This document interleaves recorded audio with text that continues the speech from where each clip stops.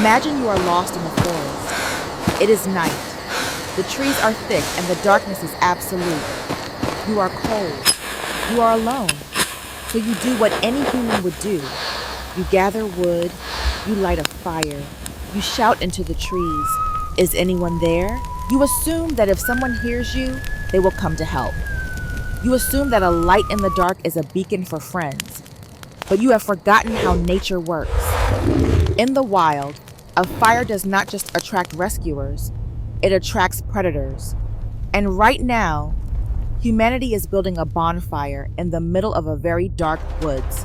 For the last century, we have been obsessed with making contact. We are desperate to prove that we are not alone. So, we scream. We built massive radio dishes like Arecibo to blast high-power signals at star clusters. We launched the Voyager probes carrying golden records with maps to our solar system. We sent our music, our DNA structure, our mathematical constants. We effectively taped a "kick me" sign to the back of our planet and sent it out into the void. We treated the universe like a pen pal. We assumed that whoever finds the message will want to be our friend. Why do we do this? Why are we so trusting? Because we suffer from a dangerous psychological bias, the assumption of benevolence. We believe that advanced means moral.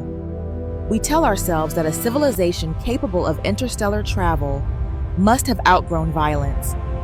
We imagine them as wise, peaceful elders coming to teach us the secrets of the cosmos. But this is not based on science. It is based on hope. We are projecting our own desire for peace onto a species we have never met. A species that might view morality very differently than we do. Look at our own history. Look at nature on Earth. When a predator enters a new territory, does it announce itself? Does the tiger roar before it finds its prey? Does the spider shout at the fly? No. Silence is the language of survival. The creatures that survive in a hostile environment are the ones that move quietly, the ones that hide. If the universe is full of life, and yet the universe is silent, perhaps that silence is not an accident. Perhaps it is a strategy. This brings us to the most terrifying solution to the Fermi paradox. It is called the dark forest theory. It suggests that the universe is not an empty house. It suggests that the universe is teeming with life. But no one is speaking because everyone is afraid. Everyone is hiding, except for us. We are the foolish child shouting in a jungle full of wolves, and we are about to learn why the forest is so quiet. To understand why the universe is dangerous, we do not need to understand alien psychology. We only need to understand logic. In his sci-fi masterpiece, the three-body problem author Liu Cixin proposed a new field of study called cosmic sociology. He argued that all civilizations, no matter how different they look, must obey two fundamental axioms. Axiom 1. Survival is the primary need of civilization. It overrides everything else. Morality, art, curiosity, peace. These are luxuries. Survival is a necessity. A civilization will do absolutely anything to ensure it does not go extinct.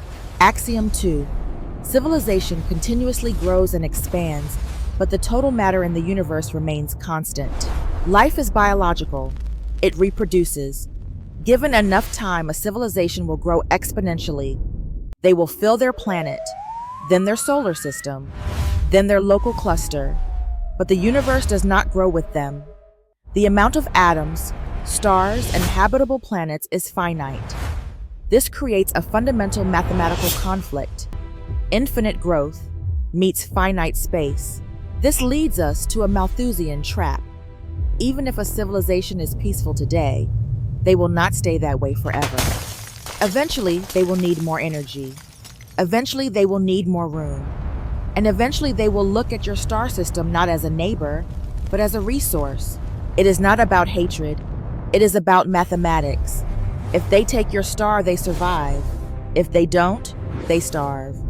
In a universe of finite resources, existence itself is a zero-sum game. But you might argue, surely we can talk to them? Surely we can sign a treaty? This brings us to the deadliest problem of all, the chain of suspicion. Imagine two hunters in the dark. Hunter A sees Hunter B. Hunter A might be peaceful, but he cannot know if Hunter B is peaceful. And even if Hunter B is peaceful, he cannot know if Hunter A is peaceful. Hunter B is thinking, I am good, but does he think I am bad?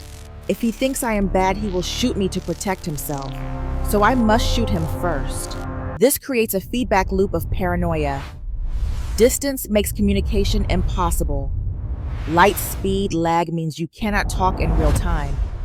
You cannot trust. You can only guess. And in space warfare, the advantage always goes to the attacker. Technology advances explosively.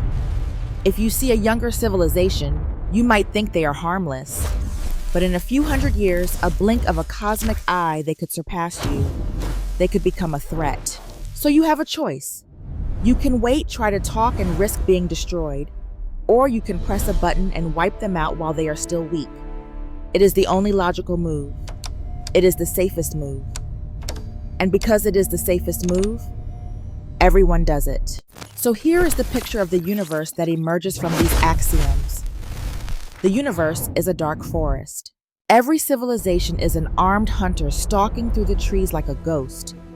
They must tread lightly. They must breathe quietly. They must push aside the branches without making a sound. Because the forest is full of other hunters, and they are all doing the exact same thing.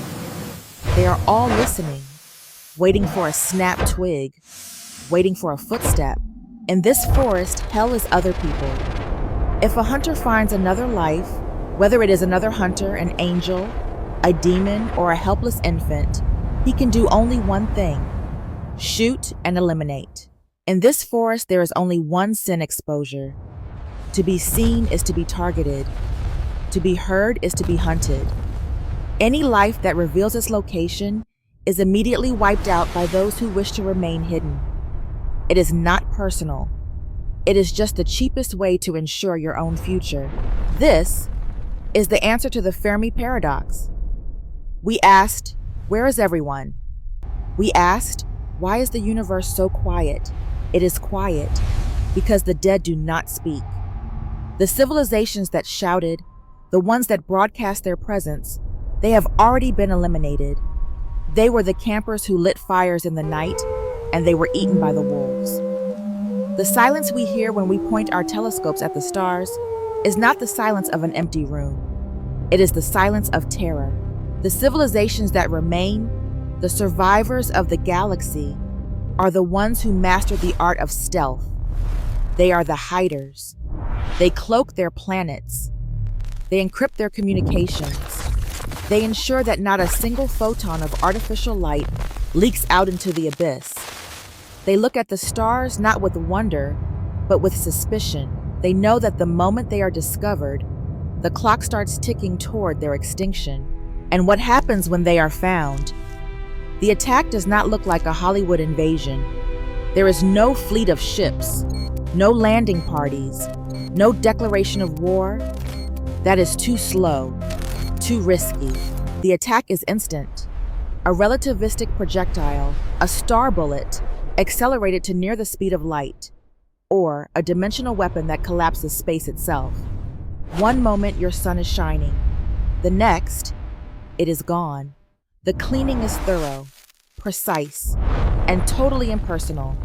It is not an act of war. It is simply gardening. If the dark forest theory is true, then humanity has made a terrible mistake. In 1974, we used the Arecibo Observatory to beam a message toward the Hercules globular cluster. We sent a high-power radio signal containing our location, our DNA structure, our population size, and a graphic of a human being. We thought we were sending a greeting card, but in the eyes of a hunter, we sent a menu. We sent a detailed schematic of our biology and the exact coordinates of our home. We volunteered to be a target, but it is not just one message. For over a century, Earth has been leaking radio waves, television broadcasts, and radar signals into space. We are a sphere of electromagnetic noise expanding at the speed of light. To a civilization with the sensitive listening posts, Earth is the brightest object in this sector. We are not hiding in the forest. We are standing on a hilltop waving a flare gun screaming, "We are here." We are the loudest thing for light years. And eventually, someone is going to hear us. You might ask, why would they care? We are primitive. We are bugs to them. But in cosmic sociology, there are no bugs. There are only future threats. Aliens look at our history. They see that we went from horse-drawn carriages to nuclear weapons in less than 100 years. They see a technological explosion. They know that if they wait, we will catch up. We are a baby tiger, harmless today, lethal tomorrow. And the only safe way to deal with the baby tiger is to kill it before it grows claws. They will destroy us not because they hate us, but because they fear what we will become. This changes how we look at the night sky. The stars are no longer a source of wonder. They are the eyes of snipers. We must realize that our isolation has been our shield. Our loneliness has been our safety. We should stop looking for friends. We should stop trying to be the good guys of the galaxy.